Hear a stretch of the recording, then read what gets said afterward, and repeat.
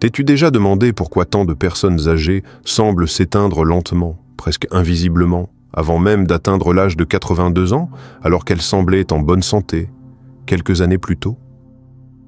Nous ne parlons pas ici d'infarctus soudain, de cancer agressif ou d'accident. La cause est souvent bien plus insidieuse, silencieuse et systématiquement négligée, y compris par les médecins eux-mêmes. Je me présente, je suis le docteur Balzano, spécialisé en médecine du vieillissement et en santé masculine. Depuis plus de 20 ans, je me consacre à améliorer la qualité de vie des personnes mûres, en les aidant non seulement à vivre plus longtemps, mais surtout à mieux vivre. Au fil des ans, j'ai eu le privilège de suivre des milliers de patients, de collaborer à des études cliniques innovantes et d'analyser en profondeur les signaux subtils que la médecine conventionnelle ignore trop souvent. Je te pose maintenant une question importante. Et si je te disais que l'un des indicateurs les plus fiables de la vitalité et de la longévité après 60 ans n'est ni la tension artérielle, ni le taux de cholestérol, ni même la condition physique apparente? Il s'agit plutôt d'un aspect de notre existence dont on parle rarement ouvertement. Un élément que beaucoup ignorent par gêne, par peur ou par simple manque d'information. Ce que je m'apprête à te révéler pourrait véritablement changer ta façon de penser le vieillissement, la santé et la vitalité. Et le plus surprenant, c'est que tu n'auras pas besoin de médicaments coûteux, ni de régimes compliqués, ni d'exercices épuisants. L'outil le plus puissant est déjà en toi, prêt à être réactivé. Suis-moi pas à pas, car tu vas découvrir une méthode simple mais révolutionnaire pour te reconnecter à ton corps, améliorer ton bien-être mental, raviver ton énergie et retrouver un sentiment profond de vitalité. À la fin de ce parcours, tu pourrais non seulement avoir une vision totalement différente de ta santé, mais aussi ressentir qu'une part de toi s'est rallumée. Si ce sujet te touche ou t'intrigue, je t'invite à rester avec moi. Ce que tu vas apprendre pourrait radicalement transformer la qualité de ta vie dans les années à venir. Parlons donc de l'une des menaces les plus courantes, et pourtant parmi les moins comprises, auxquelles les personnes âgées sont confrontées aujourd'hui, la perte de connexion avec le plaisir physique. Une véritable épidémie silencieuse qui épuise l'énergie, affaiblit les défenses du corps et réduit considérablement l'espérance de vie.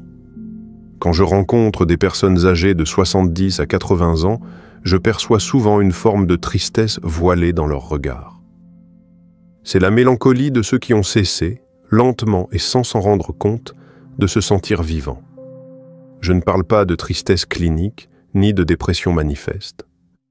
Je parle d'un éloignement progressif et constant de son propre corps et de cette dimension du plaisir qui, autrefois, était naturelle, présente, vitale.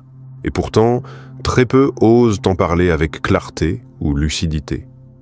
Pour beaucoup, la recherche du plaisir physique à un âge avancé est considérée comme superflue, voire inappropriée.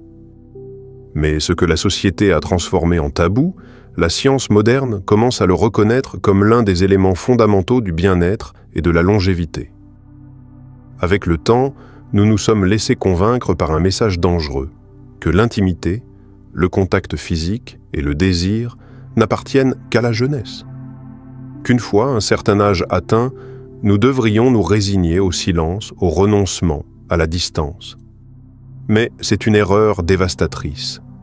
De nombreuses personnes âgées ont intégré ces préjugés, croyant que rechercher le plaisir est désormais inapproprié ou irréalisable. Certaines renoncent à cause de changements physiques liés à l'âge, d'autres à cause d'expériences émotionnelles douloureuses, d'autres encore simplement par manque d'informations justes. La réalité, c'est que cette déconnexion entraîne des conséquences concrètes, physiques et psychologiques. Quand le corps n'est plus régulièrement stimulé, le flux sanguin vers les organes vitaux diminue. Les circuits neuronaux liés au plaisir s'atrophient, l'équilibre hormonal se dérègle. Le résultat, c'est une perte progressive de résilience, non seulement sexuelle, mais aussi mentale, émotionnelle et physique. Le sommeil devient plus agité, l'humeur se détériore, l'énergie chute. Même le système immunitaire en souffre, ouvrant la voie à des maladies chroniques telles que les maladies cardiovasculaires, la démence, la dépression. En tant d'années de pratique, j'ai vu des hommes et des femmes s'éteindre lentement, non pas parce que leur cœur avait cessé de battre ou que leurs os étaient devenus fragiles, mais parce que cette force intérieure qui les faisait se sentir vivants s'était éteinte.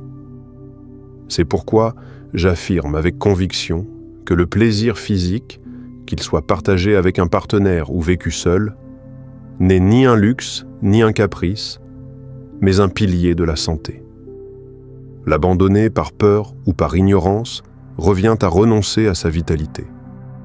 La bonne nouvelle, c'est qu'il est possible de se reconnecter à son corps. Il est possible de réveiller des sensations que l'on croyait perdues et d'entamer un processus de renaissance profonde. Il n'est jamais trop tard pour découvrir tout ce que ton corps peut encore t'offrir.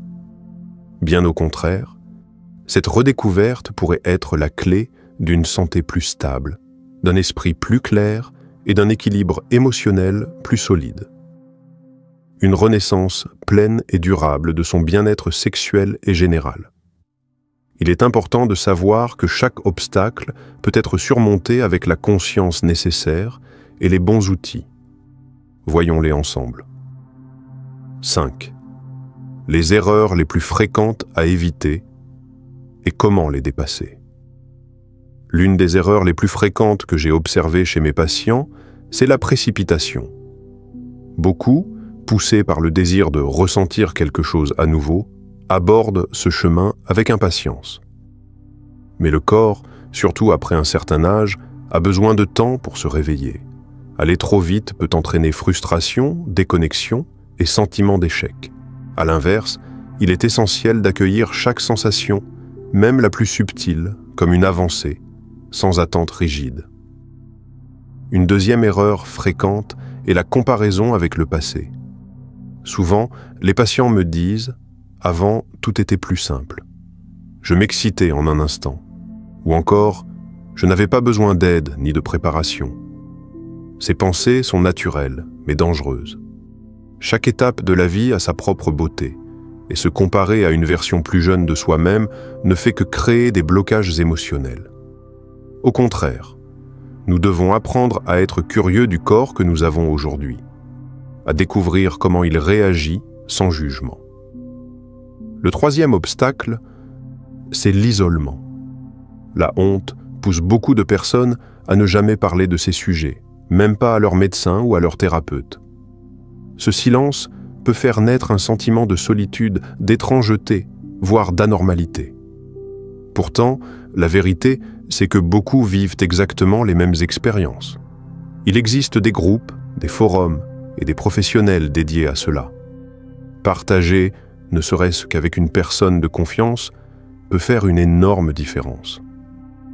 Une autre erreur consiste à penser qu'il faut des outils ou des produits coûteux.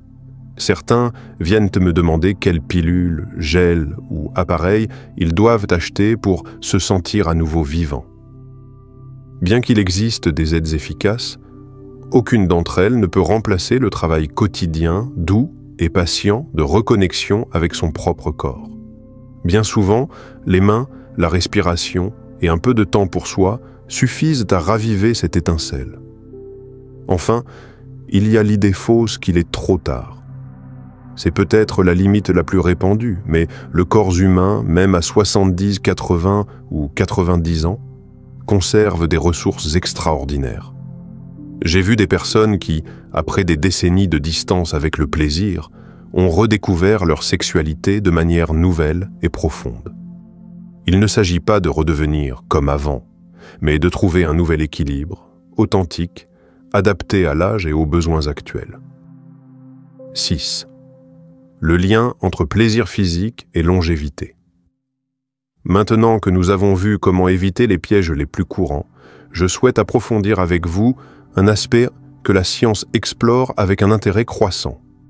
Le lien entre sexualité et espérance de vie. Certaines études longitudinales ont démontré que les personnes âgées qui maintiennent une vie sexuelle active même sous forme d'auto-érotisme, ont une probabilité significativement plus faible de développer des maladies chroniques, de souffrir de dépression ou de connaître un déclin cognitif accéléré. Ce n'est pas un hasard.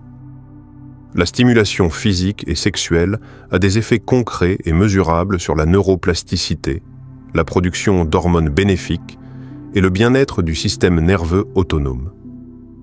Lorsqu'une personne éprouve du plaisir, le système parasympathique s'active, celui qui régule le repos, la digestion et la régénération cellulaire. En d'autres termes, le plaisir parle au corps et lui dit « Tu es en sécurité, tu peux guérir, tu peux te régénérer ». De plus, l'ocytocine, l'hormone du lien et du bien-être, est libérée lors de l'orgasme, ou même simplement lors d'un toucher conscient. Cette hormone a des effets puissants sur la santé cardiovasculaire, la gestion de l'anxiété et le renforcement du système immunitaire. Certains chercheurs la surnomment l'hormone de la longévité. Mais ce n'est pas qu'une question biologique. Le plaisir nous rappelle qui nous sommes. Il nous fait nous sentir vivants, dignes d'amour, de soins et d'attention. Et cela a un impact profond sur notre façon de nous relier au monde. Les personnes qui entretiennent un lien affectif et physique avec elles-mêmes ont tendance à nourrir également des relations plus saines, une plus grande ouverture aux autres et une attitude positive face à la vie, même en période de difficulté. September. Comment parler de cela avec ceux qui vous entourent? L'un des aspects to-do les plus délicats, mais aussi les plus essentiels, est d'ouvrir le dialogue avec ses proches. Pour de nombreuses personnes âgées, l'idée de parler de leur sexualité avec leurs conjoints, leurs enfants ou même leurs médecins peut sembler gênante. Mais briser ce silence est fondamental, surtout si l'on vit avec d'autres ou si l'on est en couple. Il n'est pas nécessaire d'être explicite. Parfois, il suffit de dire « J'essaie de me reconnecter un peu plus à moi-même, à mon corps » ou encore « Je lis des choses intéressantes sur le vieillissement en bonne santé et j'aimerais en essayer certaines. » Ce type de langage ouvre des espaces de compréhension et peut susciter de nouvelles conversations, peut-être inattendues, mais profondément enrichissantes. Pour les couples de longue date, le conseil est de commencer par la tendresse. Se tenir la main, s'enlacer, se masser. Souvent, le plaisir peut renaître de là, sans attente, mais avec une pleine présence. Le corps se souvient, même si l'esprit a oublié. Souhaitez-vous que je continue avec la dernière partie du texte jusqu'à atteindre les 15 000 caractères? 8. Comment commencer aujourd'hui? Petit pas, grand résultat. Si vous êtes arrivé jusqu'ici, cela signifie qu'il y a déjà en vous une étincelle. Peut-être petite, peut-être encore timide, mais elle est là. Et c'est de là qu'il faut partir. Pas besoin de révolution, un petit geste quotidien suffit. Voici par où commencer. Retrouvez le contact avec votre corps. Chaque jour, consacrez au moins 5 minutes à vous toucher avec conscience. Pas dans le but de vous exciter, mais pour vous écouter. Utilisez vos mains, une crème, une huile. Découvrez où votre corps réagit, où il est insensible, où il s'éveille. Respirez profondément. Nous retenons souvent notre souffle, surtout quand nous ressentons des émotions fortes. Pourtant, la respiration est le pont entre le corps et l'esprit. Inspirez lentement par le nez, expirez par la bouche. Faites-le quelques minutes chaque jour. Votre système nerveux commencera à se calmer et à se rouvrir. Redécouvrez le mouvement. Que ce soit marcher, danser, s'étirer dans son lit, bouger aide à délier les tensions et à raviver la vitalité. Peu importe si les mouvements sont petits, ce qui compte, c'est qu'ils soient ressentis, conscients. Nourrissez le désir. Regardez un film qui vous émeut, lisez un livre sensuel, écoutez une musique qui vous donne des frissons. Le désir ne naît pas seulement du corps, mais aussi de l'esprit. Cultivez-le avec curiosité et sans honte. Crée un rituel. Chaque jour, même pour seulement 10 minutes, accorde-toi un moment rien qu'à toi. Ferme la porte, éteins le téléphone. C'est ton moment de plaisir, de soin, de connexion. 9. Tu n'es pas seul. Une nouvelle culture du plaisir. Le plaisir à un âge avancé n'est plus un tabou. De plus en plus de professionnels, thérapeutes, médecins et vulgarisateurs en parlent ouvertement, contribuant à une révolution silencieuse mais puissante. Les gens commencent à comprendre que la sexualité ne s'arrête pas avec l'âge. Elle change de forme, se transforme, mais peut devenir encore plus profonde, plus vraie, plus libre. Il existe des ressources, des groupes, des ateliers et des livres conçus spécialement pour accompagner cette étape de la vie. Cherche-les, laisse-toi guider, inspire-toi. Le chemin n'est pas toujours facile, mais tu n'es pas seul à le parcourir. Et si tu as une personne de confiance, un thérapeute, un médecin, parle-lui-en. Le simple fait de nommer ton désir, ta difficulté ou ta curiosité peut ouvrir de nouveaux espaces, en toi et autour de toi. Le plaisir est une forme de liberté. Vieillir ne signifie pas renoncer. Cela signifie redécouvrir un corps différent mais encore capable d'émotions. Découvrir que le temps n'est pas un ennemi mais un allié. Que chaque ride raconte une histoire, mais qu'aucune histoire n'est terminée tant qu'on est en train de la vivre. Le plaisir, même quand il devient plus lent, plus subtil, plus silencieux, reste l'un des plus beaux cadeaux que nous ayons. Pas nécessairement sexuel, mais sensuel, vivant, intime.